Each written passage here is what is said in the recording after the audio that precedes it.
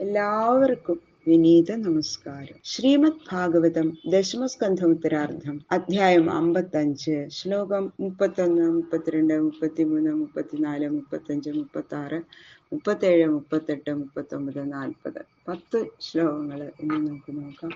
ഈ 10 ശ്ലോകങ്ങളോട് കൂടിയിട്ട് 55-ാമത്തെ അധ്യായം ഇവിടെ അവസാനിക്കുകയാണ്. അതിസുന്ദരനായിട്ട് ആ പ്രദ്യുമ്നൻ ഇങ്ങനെ വരണ കണ്ടപ്പോ ഭഗവാന്റെ ഛായ നല്ലോണം തോന്നുന്നുണ്ട്.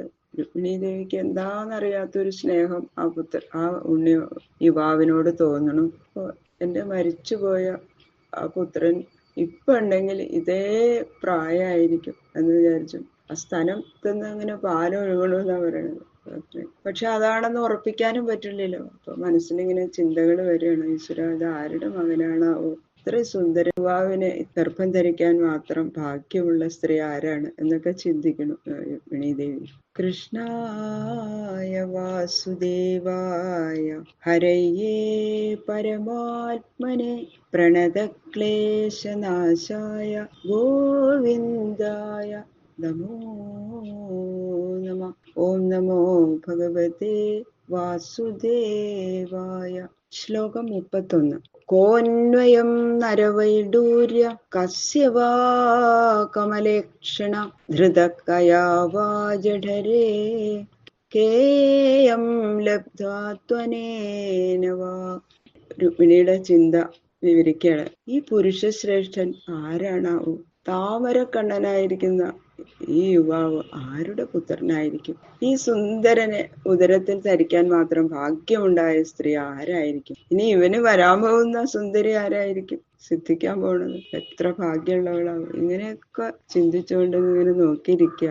മമചാപ്യാത്മജോ നഷ്ടോ നീതോ യസൂതികാഗൃഹാത് ഏതത്തുല്യവയോ രൂപോ യതി ജീവതി കുത്രചിത്. പ്രസവിച്ച് കിടക്കുന്ന മുറിയിൽ നിന്ന് ഏതൊരു മഹാഭാവിയാൽ അപഹരിക്കപ്പെട്ട എന്റെ ഒരു പുത്രനും നഷ്ടപ്പെട്ടു പോയിട്ടുണ്ട്. ഈശ്വരന്റെ കടാക്ഷം കൊണ്ട് അവൻ എവിടെയെങ്കിലും ജീവിച്ചിരിക്കുന്നുണ്ടെങ്കിൽ വയസ്സും ആകൃതിയും എല്ലാം ഇവനെ പോലെ തന്നെയാവും. കഥം ത്വനേന സംപ്രാപ്തം സാരൂപ്യം ശാർംഗധന്വന ആവൃത്യാവയവേർഗത്യ സ്വരഹാസാവലോകനൈ. ഇത് എന്റെ പുത്രൻ തന്നെയാണോ? ഒരു ശങ്ക ശരിക്കും വരുന്നുണ്ട് രുക്മിണിക്ക്. ശ്രീകൃഷ്ണ ഭഗവാന്റെ എന്തൊരു സാദൃശ്യം ഇവന്. അതെന്താ കാരണം? ആ ആകൃതിയും അവയവങ്ങളും നടക്കണ സമ്പ്രദായവും ശബ്ദവും കൂടിയത്, പിന്നെ ചിരി നോട്ട് എല്ലാം കൃഷ്ണന്റെ പോലെ തന്നെ ഇരിക്കുന്നുണ്ടല്ലോ. സയേവ വാ ഭവേന്നൂനം യോ മേ ഗർഭേ ധൃതോർഭക അമുഷ്മിൻ പ്രീതിരധിക വാമസ്ഫുരതി മേ ഭുജ.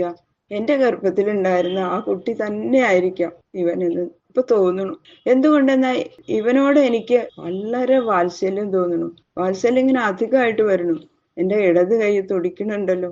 ഏവം മീമാംസമാനായാം വൈദർഭ്യാം ദേവകീസുത ദേവക്യാനകദുന്ദുഭ്യാം ഉത്തമ ശ്ലോക ആഗമൽ. ഇങ്ങനെ രുക്മിണി ആലോചിച്ചുകൊണ്ട് ആ പ്രദ്യുമ്നനെ തന്നെ ഇങ്ങനെ നോക്കിയിരിക്കുകയാണ്. അപ്പോഴേക്കെന്താ, ദേവകി വസുദേവന്മാരോട് കൂടിയിട്ട് ഭഗവാൻ ശ്രീകൃഷ്ണൻ അവിടെ വന്നു.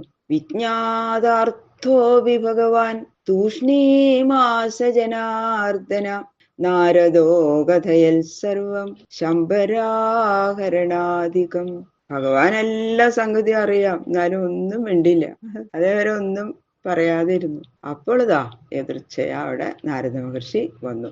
ശംബരൻ ആ ഉണ്ണി അപഹരിച്ചത് മുതല് ഇതുവരെ നടന്ന സംഗതികൾ മുഴുവനും നാരദ മഹർഷി പറഞ്ഞു. അപ്പൊ ഇതുപോലെയുള്ള ദുഃഖങ്ങളെ, ഈ പുത്രൻ നഷ്ടപ്പെടുക, അതിന്റെ ദുഃഖം, പിന്നെ കിട്ടുമ്പോഴുള്ള സന്തോഷം, ഇതൊക്കെ ലോകത്തിലെ എല്ലാവർക്കും ഉള്ളതാണ്. സംസാരധർമ്മമാണ്. അവതാര പുരുഷന്മാര് മുതൽ സാമാന്യ ജനങ്ങൾക്ക് വരെയുള്ള എല്ലാവർക്കും ഒരേപോലെയാണ് എന്ന് ലോകത്തെ ധരിപ്പിക്കാൻ വേണ്ടിയിട്ടാവും ഭഗവാൻ ഇതുവരെ ഒന്നും പറയാതിരുന്നത്. തച്ഛ്രുത്വാ മഹദാശ്ചര്യം കൃഷ്ണാന്തപുരയോഷിത അഭ്യനന്ദൻ ബഹൂനബ്ദാൻ നഷ്ടം മൃതമിവാഗതം. അങ്ങനെ ശംബരൻ ഹരിച്ചതും സമുദ്രത്തിലെറിഞ്ഞതും മത്സ്യം വിഴുങ്ങിയതും അവയവങ്ങളൊന്നും നശിക്കാതെ ആ മത്സ്യത്തിന്റെ ഉദരത്തിൽ കിടന്നതും പിന്നെ ശമ്പരനെ സംഹരിച്ചതും എല്ലാം വിസ്തരിച്ച് നാരദ മഹർഷി പറഞ്ഞു. ഇതങ്ങോട്ട് കേട്ടപ്പോ അന്തഃപുര സ്ത്രീകൾക്കുണ്ടായ ആശ്ചര്യവും സന്തോഷവും എന്താ പറയാ, അവർക്ക് അത്രയും ആശ്ചര്യവും സന്തോഷം കൊണ്ട് അവര് വളരെ വീർപ്പ് മുട്ടി എന്നാണ് പറയണത്. അതിര് കവിഞ്ഞ സന്തോഷം. അങ്ങനെ കുറെ കാലമായിട്ട് കാണാതിരിക്കല്ലേ, അപ്പൊ മരിച്ചുപോയി എന്ന് വിചാരിച്ചിരുന്ന ആ ഉണ്ണി ഇപ്പൊ അങ്ങോട്ട് തിരിച്ചു വന്നത് കണ്ടപ്പോ മരിച്ച ആള് എഴുന്നേറ്റ് വന്നാ എങ്ങനെ ഉണ്ടാവും സന്തോഷം, അതുപോലെ സന്തോഷിച്ചു. ദേവകീ വസുദേവശ്ച കൃഷ്ണരാമൗ തഥാ സ്ത്രിയ ദമ്പതി തൗ പരിഷ്യജ്യ രുക്മിണീ ച യയുർമുദം. ദേവകി, വസുദേവര്, ശ്രീകൃഷ്ണൻ, ബലരാമൻ, അന്തഃപുര സ്ത്രീകള്, രുക്മിണി എല്ലാവരും ആ ദമ്പതിമാരായ പ്രദ്യുമ്നനെയും രതിയെയും ആലിംഗനം ചെയ്ത് പരമാനന്ദം കൊണ്ടു. രുക്മിണി ഓടി വന്ന് അങ്ങോട്ട് കെട്ടിപ്പിടിച്ചു. അപ്പോഴാണ് രതിയാണ് ഭാര്യയാണെന്ന് മനസ്സിലാക്കിയത്. രണ്ടുപേരെയും കൂടി ആലിംഗനം ചെയ്ത് അങ്ങനെ മൂർധാവില് ചുംബിച്ച് സന്തോഷാശ്രുക്കൾ പൊഴിക്കാൻ തുടങ്ങി രുക്മിണി ദേവി. എല്ലാവർക്കും പരമ സന്തോഷം.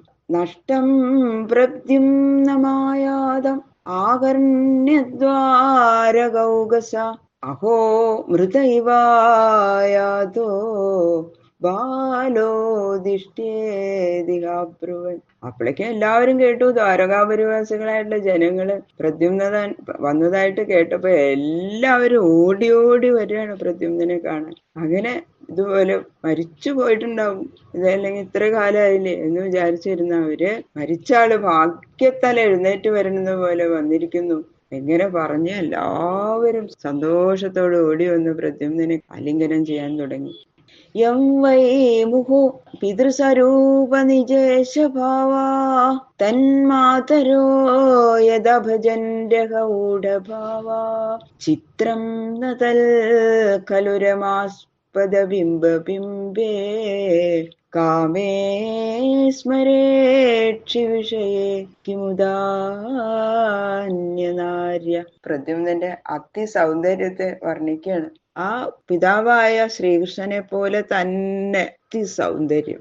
അങ്ങനെയുള്ള പ്രദ്യുമ്നനെ കാണുമ്പോൾ പല സമയത്തും പ്രദ്യുമ്നന്റെ അമ്മമാരായിട്ടുള്ള ആ ശ്രീകൃഷ്ണ പത്നികളുടെ മനസ്സില് അവരുടെ ഭർത്താവായ ശ്രീകൃഷ്ണനാണോ എന്നുള്ള ഭാവന നിമിത്തം അനുരാഗ സഹിതകളായിട്ട് പ്രദ്യുമ്നന്റെ അടുത്ത് വന്നിട്ടുണ്ടെന്നാ പറയണത്. പെട്ടെന്ന് അങ്ങോട്ട് കാണുമ്പോ ശ്രീകൃഷ്ണനാന്ന് തന്നെ തോന്നുന്നു. അപ്പൊ ഭർത്താവിനോട് ഉള്ള ആ അനുരാഗം എങ്ങനെ അതുപോലെ പ്രദ്യുമ്നോടും പ്രകടിപ്പിക്കുന്നു. പിന്നെ പെട്ടെന്നാണ് അവർക്ക് മനസ്സിലാവുക. അപ്പൊ അവര് ലജ്ജ നിമിത്തം ഓടും. അത് എന്തുകൊണ്ടാന്ന് വെച്ചാൽ ആ മഹാലക്ഷ്മി കൂടി വിട്ടുപിരിയാതിരിക്കത്തക്കവണ്ണം അസുന്ദരനായിരിക്കുന്ന ശ്രീകൃഷ്ണന്റെ പ്രതിബിംബം തന്നെയാണ്. ആ പ്രതിബിംബം സ്മരണ മാത്രത്താൽ ശംഭുവിരിഞ്ചാതി സർവ്വദേവാധിപതികളുടെയും മനസ്സിനെ ഇളക്കി മറിക്കുന്ന ആ മന്മഥന്റെ അവതാരമാണ് പ്രദ്യുമ്നൻ. ഭഗവാന്റെ ഛായ, ഭഗവാന്റെ സൗന്ദര്യം, പിന്നെ മന്മഥന്റെ അവതാരമാകുമ്പോ പിന്നെ പറയണോ, അപ്പൊ അതിസുന്ദരൻ. അപ്പോ അങ്ങനെയുള്ള സ്വരൂപം കണ്ണിന്റെ മുമ്പിൽ കാണുമ്പോ മാതൃചിത്തത്തിൽ കൂടി വികാരം ജനിപ്പിക്കുന്ന പറയണത്. അതിൽ ആശ്ചര്യമില്ല. അപ്പൊ പിന്നെ മറ്റുള്ള സ്ത്രീകളുടെ കാര്യം പ്രത്യേകിച്ച് പറയേണ്ട കാര്യമുണ്ടോ? അങ്ങനെ പ്രദ്യുമ്നന് ആ രതീദേവി അവിടെ വളരെ സുഖമായിട്ട് ദ്വാരകയില് എല്ലാവരുടെയും സന്തോഷപാത്രമായിട്ട് അങ്ങനെ ദ്വാരകാപുരി വീണ്ടും വളരെ സന്തോഷപൂർണമായി. അതൊരു ദുഃഖമായിരുന്നു. ആ സൂതികാഗൃഹത്തിൽ നിന്ന് 10 മാസം പ്രായമായപ്പോ, അത്ര തന്നെ ആയിട്ടില്ല അല്ലെ, അങ്ങനെ കൊണ്ടുപോയ ആ ഉണ്ണി തിരിച്ചു വന്നിരിക്കുന്നു യുവാവായിട്ട്. ഇത് ശ്രീമദ്ഭാഗവതേ മഹാപുരാണേ പാരമഹംസ്യാം സംഹിതായാം ദശമസ്കന്ധേ ഉത്തരാർദ്ധേ പ്രദ്യുമ്നോൽപത്തിർനാമ പഞ്ചപഞ്ചാശത്തമോധ്യായ. സർവത്ര ഗോവിന്ദനാമ സങ്കീർത്തനം. ഗോവിന്ദ ഗോവിന്ദ. ഈ 55-ാമത്തെ അധ്യായം രുക്മിണീ സമേതനായ ആ ശ്രീകൃഷ്ണ ഭഗവാന്റെ ശ്രീപാദങ്ങളില് സമർപ്പിക്കണം. കായേന വാചാ മനസേന്ദ്രിയേർവാ ബുദ്ധ്യാത്മനാ വാ പ്രകൃതേ സ്വഭാവാൽ കരോമി യദ്യത് സകലം പരസ്മൈ നാരായണായേതി സമർപ്പയാമി. സർവം ശ്രീകൃഷ്ണാർപ്പണമസ്തു.